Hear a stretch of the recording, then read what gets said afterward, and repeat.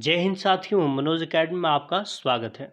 आज की वीडियो में हम पढ़ेंगे कक्षा 10वीं की हिंदी पुस्तक क्षितिज भाग 2 के अध्याय 4 से, जिनका शीर्षक है आत्मकथ्य और इसके जो रचनाकार है वो है जयशंकर प्रसाद जी।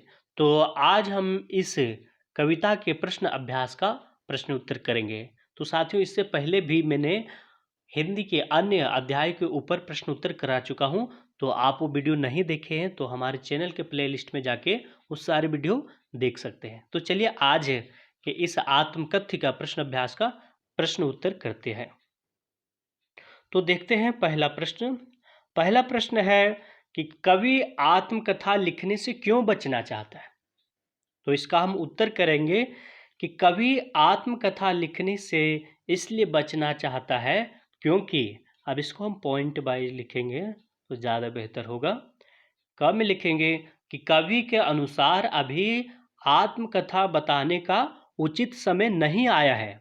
ख में लिखेंगे कि अभी उसके जीवन में ऐसी कोई घटना नहीं घटी है जिससे दूसरों को कुछ लाभ पहुंच सके। ग में लिखेंगे कवि अपनी पिछली बातों को याद करके दुखी होना नहीं चाहता है। तो इस तरह हम आसान शब्दों में इसका प्रश्न का उत्तर करेंगे। तो देखते हैं अगला प्रश्न है कि आत्मकथा सुनने के संदर्भ में अभी समय भी नहीं है। कवि ऐसा क्यों कहता है? तो इसका उत्तर हम लिखेंगे कि आत्मकथा सुनाने के संदर्भ में अभी समय नहीं है। कवि इसलिए कहता है क्योंकि कवि अपने जीवन के दुखमय प्रसंगों को फिर से याद नहीं करना चाहता है। कवि कहता है कि अभी उसके जीवन में ऐसा कुछ भी घटित नहीं हुआ है जिससे किसी दूसरे को लाभ पहुंच सके। तो इस तरह हम दूसरे प्रश्न का उत्तर करेंगे और जो एग्जाम के लिए महत्वपूर्ण होंगे उन्हें प्रश्नों का उत्तर हम कराएंगे। तो देखिए, तीसरा प्रश्न है कि स्मृति को पाथेय बनाने से कवि का क्या आशय है।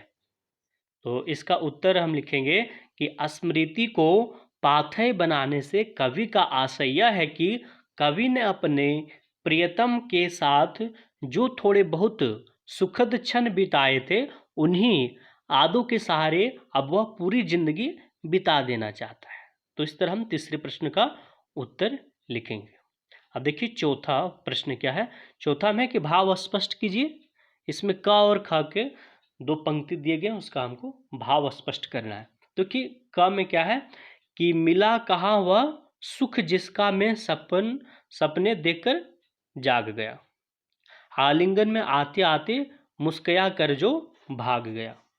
तो इस पंक्ति का भाव स्पष्ट करना है। तो उत्तर हम इसका लिखेंगे कि प्रस्तुत पंक्ति में कवि यह कह रहा है कि मैं जिन सपनों को देखकर जाग गया मुझे वह सुख प्राप्त नहीं हो सका। खुशियां मेरे जीवन में आते आते हमेशा मेरे हाथों से निकल जाती है। अर्थात कवि का जीवन कष्टों एवं दुखों से भरपूर है। अब देखते हैं इसी चौथे प्रश्न का ख में।